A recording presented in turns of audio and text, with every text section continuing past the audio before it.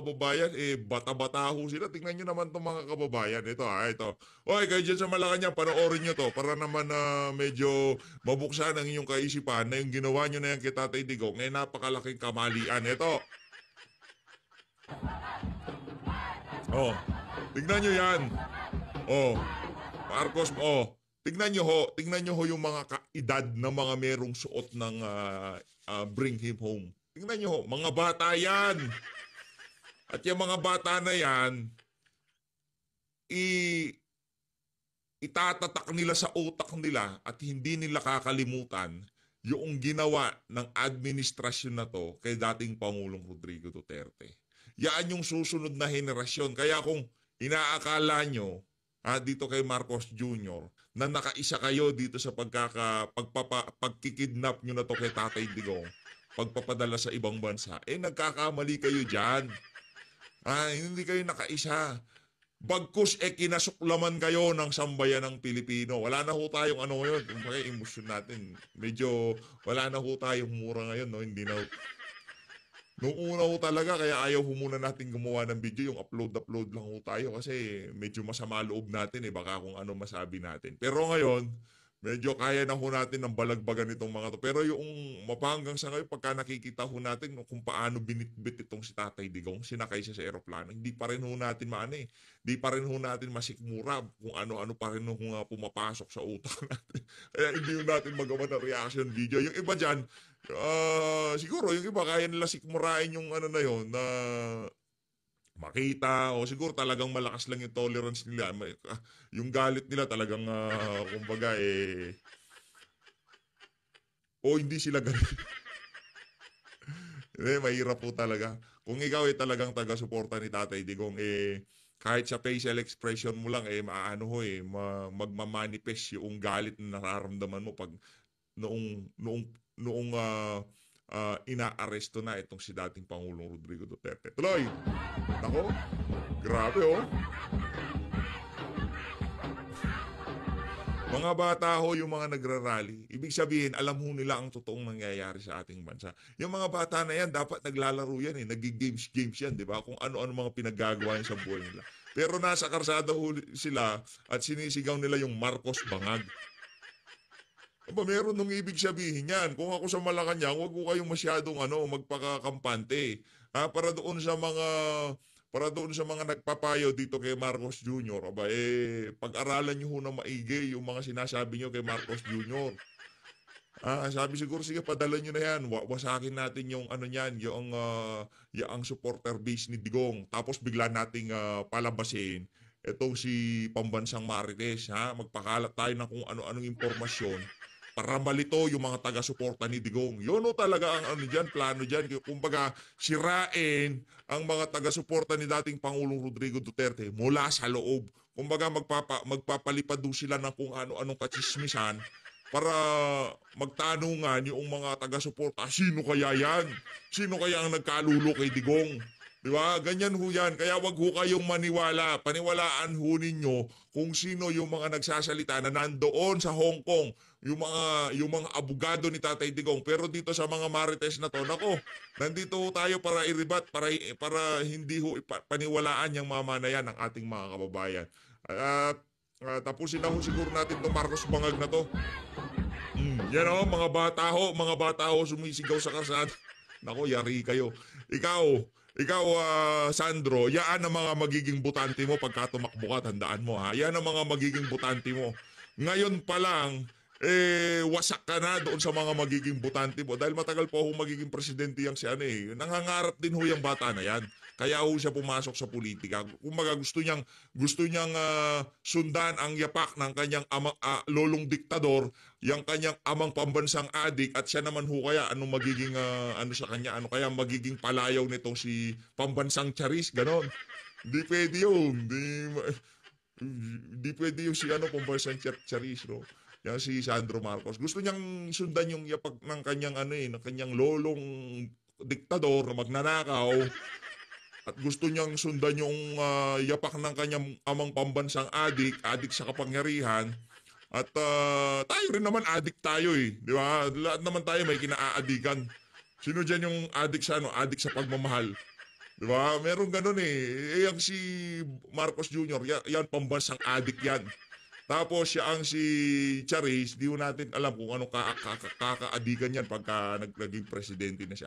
Yan ang mga magiging botante mo. Ngayon pa lang wasak na pamilya mo dahil sa mga kabangagan ng tatay mo. Kaya kung ikinasasama nyo ng loob, yung sinabi ni BP Sara na huhukayin nga yung lolo nyo at itatapon sa West Philippine Sea, nako, inay-inay kayo dyan. Baka kung sakaling biglang maging presidente itong si BP Sara, handa-handa nyo na, wala na kayong control nun eh. Baka bigla-bigla hindi na nga niya ipapahukay, bigla nyo na lang makita, wala na dyan. Sa ginawa niyong pambababoy kay Tatay Digong, yan din ang pambababoy na daranasan niyo sa sambayan ng Pilipino. Sa totoo lang. Eto, rekta ho tayo. Tapos na ba tong Marcos Bangag? Oh, tapos na ho. Dito na ho tayo. Rekta na ho tayo dito sa dumadami na ho sila, no? Dumadami na ho sila. Yung mga men in uniform na nagsasalita sa mga kalokohan ng administrasyon na to. Eto, panoorin ho natin to mga kababayan. Saludo sa iyo, sir. Army naman to. Yung kahapon ho, police. Ngayon naman ho, army naman. Pakinggan ho natin to mga kababayan. Alam niyo guys, masakit isipin, no?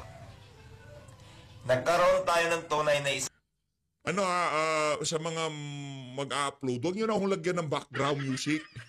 Hindi ho namin masishare yan. Sa totoo lang, yung pandrama-drama, yung tipong yung dinalagyan nyo ng music ng pampatay. Hindi ho na ma-upload yan. Hindi ho na magagawa ng reaction video yan. May copyright po yan. Para doon sa mga gumagawa ng video tapos isinishare nyo, huwag nyo na pakialaman, re-upload nyo ng diretso. Kung may point naman sinasabi niyan, papakinggan ho yan. Pero kung basura yan, kahit anong sound effect, kung ano-ano pa yan, di ba? Wala yan, hindi papanoorin yan, di ba? Pagka meron ho kayong nakitang video na nagpapahayag yung mga men in uniform, yung ating mga kababayan, huwag nyo na pakialaman. Kagaya ng mga nandun sa Villamor Airbase, di man ho natin magawa ng reaction video yung iba. Kasi kung ano-anong background video tinanggal ho nila yung original audio para marinig yung pinag-uusapan. Linagyan nila nung pangpatay na nakmanto ko, sabi ko, para saan ba yung pampadrama? Hindi ho. Ang kailangan natin dito, ebidensya. Kailangan natin kung marinig yung mga kabalbalan ni Torre, yun ho yun. Masyadong, tuloy. Isang presidente, isang bayani. Saludo kami, tatay. Saludo. Nung kapanahonan nung kami nasa serbisyo pa, hindi namin nakamtan yung sinasabing isang pagmamahal ng isang presidente. Laruan kami ng pakapalad na lahat ng ukbong sandatang Pilipinas nung ikaw naging presidente. Tumaas ang sahod nila, lahat ay may pagpapahalaga. Pinahalagaan mo lahat ng sakit ng mga sundalo, pulis. Binigyan mo ng pansin. Kaya napakapalad ng mga itong hukbong sandata ng Pilipinas na nakatikim sa'yo ng mataas na sweldo. Hindi katulad namin noon. Libre lang ang kabawang namin sa mga presidenteng nagdaan. Dito, ilalabas ko ang sama ng loob ko. Bilang First Lieutenant, First Regiment, 102.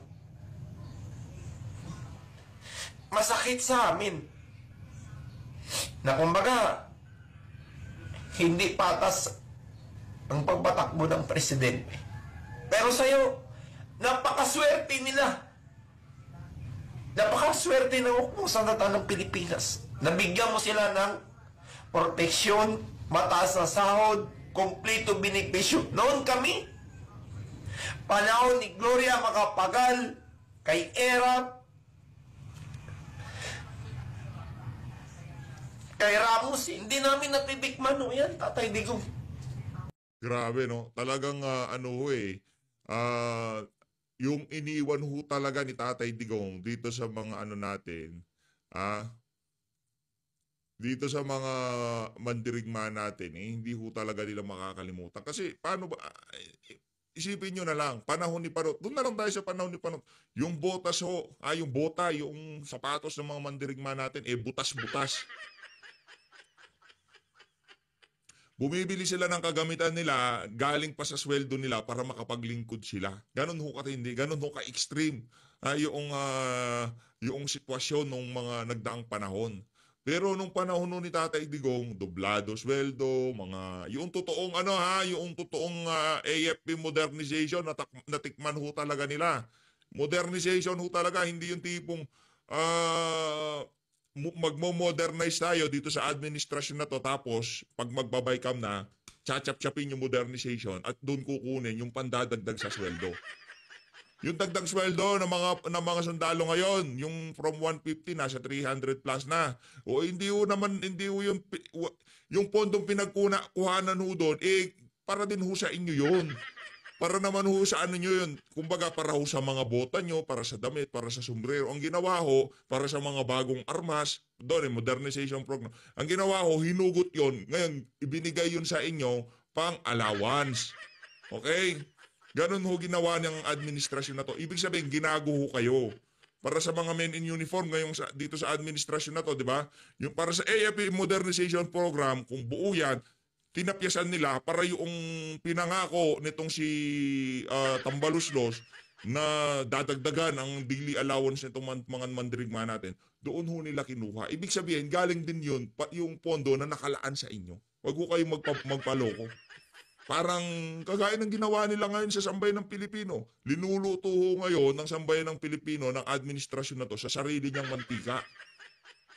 Ganon din ho ang ginawa sa ating mga AFP. Linuto ho yung AFP sa sarili nilang mantika.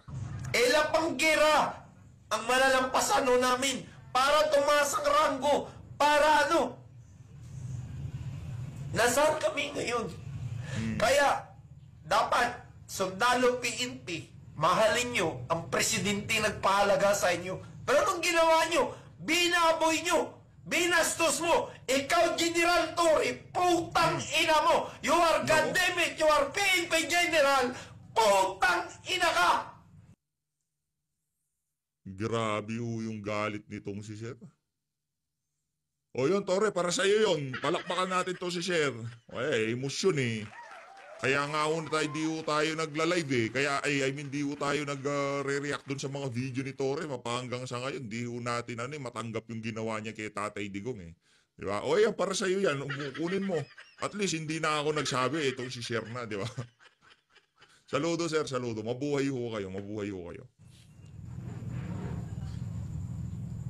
Hindi kita kilala kahit ilang star pa yung nasa dibdib mo.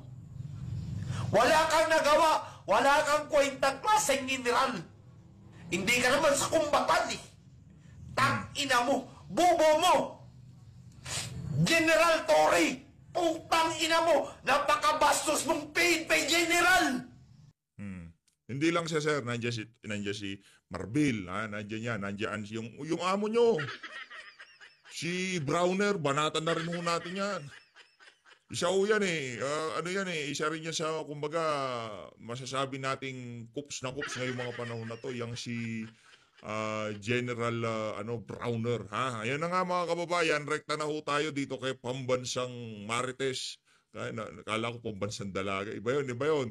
Iba yung Pambansang Dalaga. Ito, Pambansang Marites ho tayo. Dito kay Sian Gasa. Mabilisan lang. Bakbakan lang natin na mabilis itong mga punto de vista niya dito. Game. Is all about, ikukwento ko or ichichika ko sa inyong lahat. Ngayon pa lang pinangungunahan ko na kayo. Wala akong katotohanan mga kabalbalan nito. Kumbaga dun sa nangyaring paghuli kay Tatay Digong, yung pagkakasunod-sunod. Wala ako, kumbaga sinusubukan ho kasi nila ngayon na pag-away-awayin yung mga nasa Duterte camp, nga. Yung bigyan ng confusion yung mga taga-sunod ni Tatay Digong. Paggalitin yung mga taga-suporta ni Tatay Digong na meron palang isang tao na ginawa ang ganito, meron palang isang anak yung ginawa yung ganito. Huwag ko kayo maniwala. Alam ni Tatay Digong ang ginagawa niya. Hindi naman ho para sinabi ng isa sa mga anak niya na ganito gawin mo, ganun gagawin niya. Hindi ho. Tandaan nyo baka nakalimutan ng mga iba nating kasama dyan. Bago ho umalis si Tatay Digong, papuntang nasa Hong Kong siya, yung umaga, napanood pa ho natin yung video niya. Alam na ho niya na napakarami ng pulis sa sa NAIA pero tumuloy pa rin ho siya. Tumuloy pa rin. Alam niya na magkakaroon na ng hulihan. Mainit na eh. Di ba? Bago pa lumipad yung eroplano doon, mainit na ho mga kababayan. Pwede pa ho siyang bumalik. Halimbawa, kunyari, naka-immigration ka na. Pagka naisipan ni Tatay Digong, teka lang, babalik na ako, ayoko na. Pwede niya hong gawin yun, pero bumalik pa rin ho talaga siya. Alam niya ho na meron na mangyayaring hulihan. Alam niya na merong mangyayaring hulihan. Meron plano si Tatay Digong. Wag ho natin paunahan. Pero para sisihin yung mga kasama, anak o kung sino man, dyan sa pagkakahuli na yan ni Tatay Digong, wala sa lugar itong mama na to para sabihin sa mga taga-suporta na ganito ang nangyari dyan. Hindi ka naman taga-suporta eh. Nandiyan ka lang naman para pagwatak-watak kayo ng mga nasa loob ng hanay ni Tatay Digong. Huwag mo kayo magpaloko ha. Hindi, una pa lang ho to, marami pa hong lalabas na kagaya nito. Tuloy. Tayo mo tumuloy, Brad. Yung Kung paano ba talaga nangyari behind the scenes, yung set up ng pag-aresto kay former President Rodrigo Duterte. Lahat ng sasabihin ko are not based on facts. Ulitin ko. Kung gagamitin man to any case, to any court, mga hearing sa korte, or kahit saang kaso, ito pong babanggitin ko sa inyo with this full live video ay hindi base sa katotohanan. Lahat pong ito ay base lamang sa hearsays, yung malinaw ho ha, mga kababayan ha. Pero kung pakinggan nyo yung delivery niya, okay? Nag-disclaimer siya kaagad, hearsay ito. Chismis ito. Pero pakinggan nyo ho delivery niya ha. Pakinggan nyo mga kababayan. Na hindi kumpirmado at walang maayos na source. Kumbaga, nakikipagkwentuhan lang po ako dito. Wala po itong any political agenda. Wala po itong kinakampihan na kahit sino. Brad, alam namin kung sino may hawak sa'yo. Alam namin. Kaya kalmahan mo lang. Huwag ka masyadong defensive na walang political something na ganun. Kargado yan. Ikaw naman, oo. Diba? Basta tayo, alam natin yan. Kung gusto nyo malaman, i-PM nyo ako kung sinong handler nitong partido na kahit sinong politiko. Para mas mabisa yung mo na yan, atake mo na yan. Uwi ka sa Pilipinas. Diba? Si Tatay Digong umuwi ng Pilipinas. Ikaw, uwi ka ng Pilipinas. Ako po ay chichika lamang. Game, chika. Base sa aking nalaman. Uy, pero siya na, di kita inaaway ha. Baka, marites mo ako eh. Sa bagay, di naman tayo pagkakaksayan ng oras na si Siang Gasa eh. Mga artista tinitira niyan eh. Hindi naman tayo artista. Buti na lang, hindi tayo naging artista kung hindi. Naku, meron machichismis tayo nito si Siang Gasa. Na-chismis. Sa kinagibahang yon at sa mismong araw na yun. So, ulitin ko po. Lahat po ng maririnig dito ngayon ay purong chismis lamang at hindi base sa kahit anong katotohanan. Dahil unang-una po sa lahat, ako po ay hindi journalist. Hindi po ako news agency. Ako po ay isang dakilang chismoso lamang na nagbibigay ng komentaryo sa mga bagay-bagay at mga issue sa bansang Pilipinas. At ngayon po ay meron ako mga narinig na bagay-bagay na gusto ko lamang ibahagi sa inyong lahat. First. Game first tayo. Yung paglipad ni former President Rodrigo Duterte to Hong Kong ay matagal nang nakaplano at all.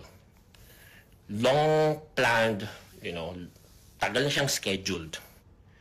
So, definitely, yung paglipad niya from Davao, tama ba? Davao to Manila to Hong Kong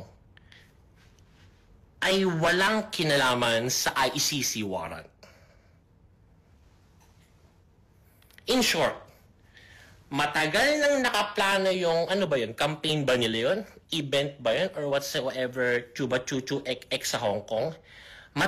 Whatsoever, chuba chuchu event sa... Matagal na yung nakaplano. Sige. Try mo. Para sabihin o bigyan ng kulay na kaya siya pumunta sa Hong Kong para takasan yung ICC warrant is definitely not true. Mas paniniwalaan ko pa yung chismis na yung pag-aresto sa kanya ang nag-adjust sa Hong Kong.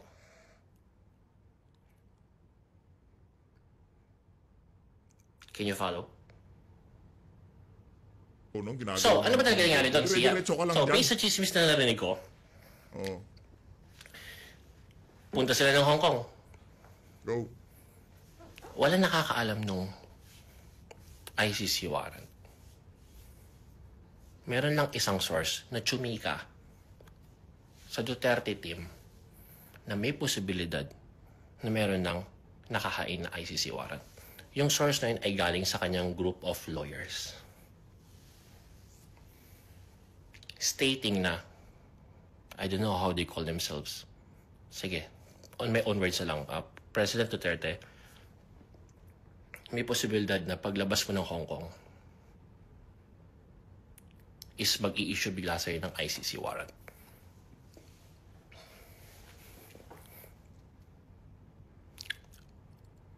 On that night, bago sila lumipad, alam na niya.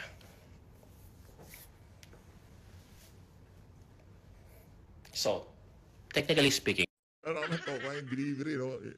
Ano yan, hearsay yan, hearsay. Hearsay yung sinasabi niyan. Anak ng toka, hearsay pero yung delivery talagang alam na niya. it will be very strategic. Tuloy mo lang. Nilumabas siya ng bansa. Kumbaga parang ganito yun eh. Okay, meron tayong planong paglipad sa Hong Kong. Meron tayong event sa Hong Kong. Sabi mo, meron akong warrant. So, ang dating ngayon, walang dapat i-consider para hindi lumipad. Because it's very strategic na kung meron pala akong warrant, mas okay lumabas ako ng bansa.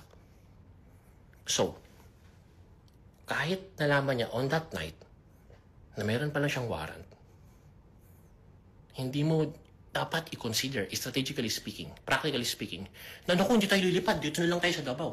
Hindi eh. Pabor eh. So, on that night, tuloy pa rin ang plano. Pero as much as possible, ito palang warrant na to talagang dapat wala makaalam. Sumingaw. Naalala niyo pa yung kauna-unahang article na hindi official mula sa isang website. Hindi to news agency na unang nag-release na former President Rodrigo Duterte, meron na daw warrant of arrest mula sa ICC. Walang naniwala, men.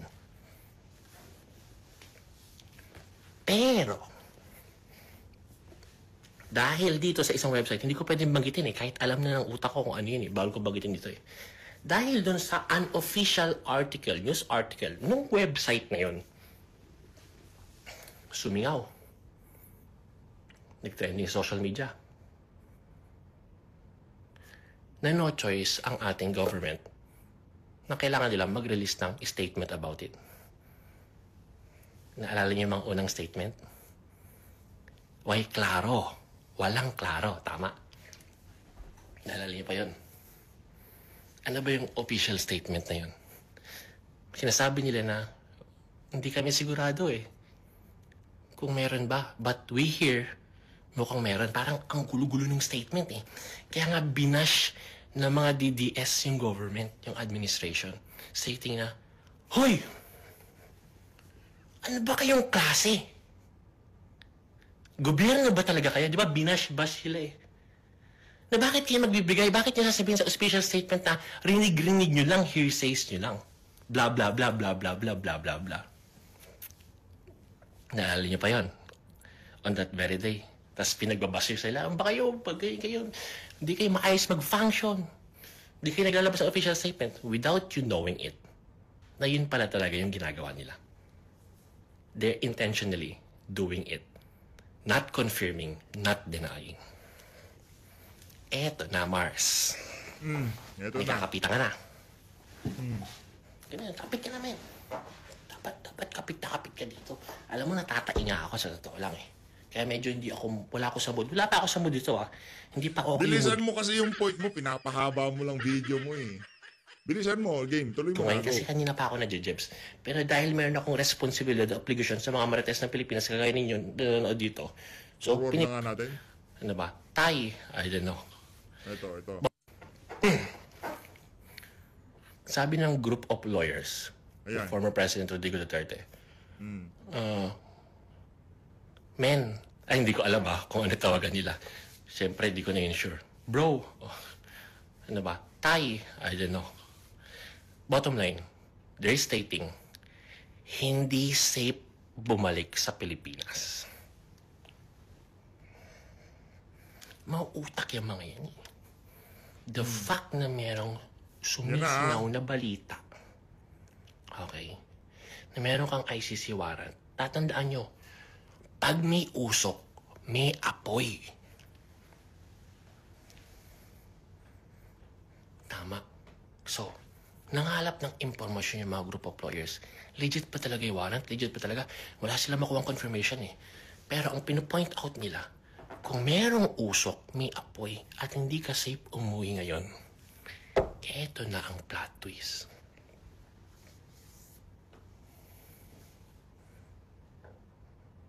Nakakapit ka na ba?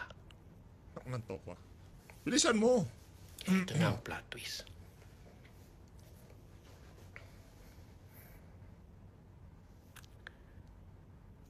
May nakialam na anak. Isa sa anak. Stating na kapag hindi ka umuwi ng Pilipinas, para nating sinabi sa mga taong naniniwala sa atin na mahina tayo, na tumatakbo tayo, at makaka-epekto ito sa upcoming na eleksyon ng ating mga senatorial balls and even the big one on 2028. So, sabi ng isang anak, I don't know how they call, tatay, papa, daddy, I don't know, I'm not sure. I think kailangan mong bumalik sa Pilipinas to show all of them na hindi tayo basta-basta tumatakbo. Yun, ayan na ho mga kababayan. Nagtatanim na ho siya ng katanungan sa ating mga kasama, sa mga taga-suporta ni Tatay Digong. Sino kaya yung anak na yon? Di ba? Pambira ho talaga tong si Pambansang Marites. O kayo ho mga kababayan, huwag ho kayo maniniwala sa mga sasabihin nito.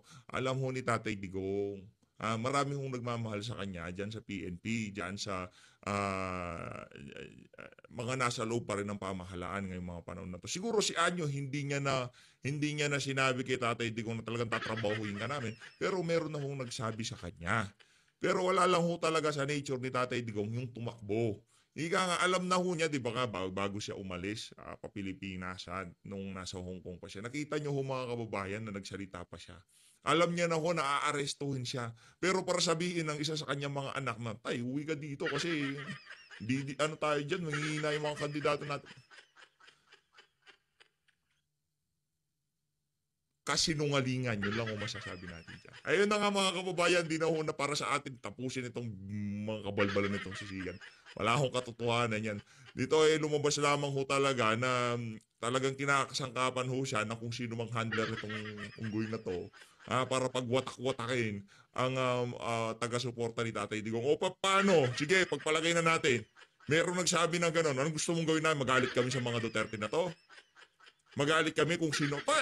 Assuming na pagpalagay na natin totoo pero kasinungalingan yan. Ano ba ang pakay ng paggawa mo ng video na yan? Ano bang end goal mo, ika nga? Para saan? Chinismis mo na merong isang anak na ganito ang ginawa. Ano? Para saan? Anak ng toko. Huwag tayong maglokohan. O sige na, report ka na sa amo mo. Sabihin mo, mission accomplished. Naging tanga ako sa social media. Sabihin mo. Tawag dito, renibatan ako ng mga taga-suporta ni Digong at pinakita nila kung gaano ako katanga, sabihin mo. Ayun na nga mga kababayan. Naku, itong si Atty. Salvador Panelo, medyo hindi maganda gising niya kahapon. Actually, kahapon pa nga ito eh. Pero ngayon pa lang natin magagawa itong mga punto de vista niya. Game!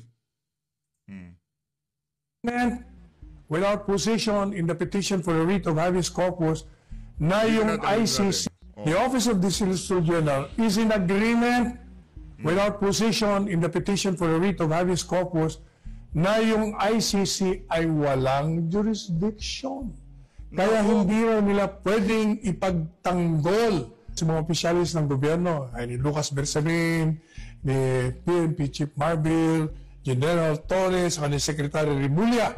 Hindi nila i-represent, ayaw nila. Ayaw sa kanila kasi bulat sa pool ang aming mga pahayag internally, publicly, sa lahat, pati na sa ICC, ay sinabi namin walang jurisdiction ang ICC. Hindi po pwede kaming mag-represent dito sa respondents kasi hindi na kami makaka-epektibong mag-depensa sa kanila kasi kontra na sa aming posisyon. Anong ibig sabihin? Ibig sabihin, nagaling mismo sa abogado ng gobyerno kasi ang Solicitor General abogado ng gobyerno, inaamin nila na illegal, unconstitutional ang ginawang pag-aresto, pagdetinig at pagkidnap kay Presidente Duterte. Yung pong mga respondents ay meron ngayong umagang obligasyon na sumagot. At ang mga respondents, like yung Secretary Rimulya, sino pa? Si PNP Chief Marbil, General Torre, at basta apat ang dinimanda namin doon eh. Ang mag-represent po sa kanila under the law ay ang Solicitor General. Kung matatandaan nyo, yung Solicitor General ay ilang beses nating tinurigsa. Katunayan, kanina lang, di ba, binatang ko yung, pinaalala ko yung walang jurisdiction pero kung ano nung pinapile nila. Ganun pa man, sila ang abogado ng gobyerno sa aming petition for writ of habeas corpus. Kanina ho, nag-file sila ng manifestation ng opisina ng Office of the Solicitor General sa Korte Suprema. At ito po ang sinabi nila. Babasahin ko lang po yung mga pertinent paragraphs. To recall on March 17, 2018, the Republic of the Philippines in the exercise of its sovereign prerogative under Article 127, Paragraph 1 of the Rome Statute, deposited with the Office of the United Nations Secretary General its written notification of withdrawal from the statute. The withdrawal took effect on March 17, 2019. Paragraph 4 sa kanilang manifestation sa Supreme Court. Ang sabi ko ng Office of the Solicitor General, in steadfast adherence to this sovereign decision, the Office of the Solicitor General has consistently maintained, both in its submission before the ICC and its public statements, that the case of the Philippines was not admissible and that the ICC failed to timely exercise its jurisdiction.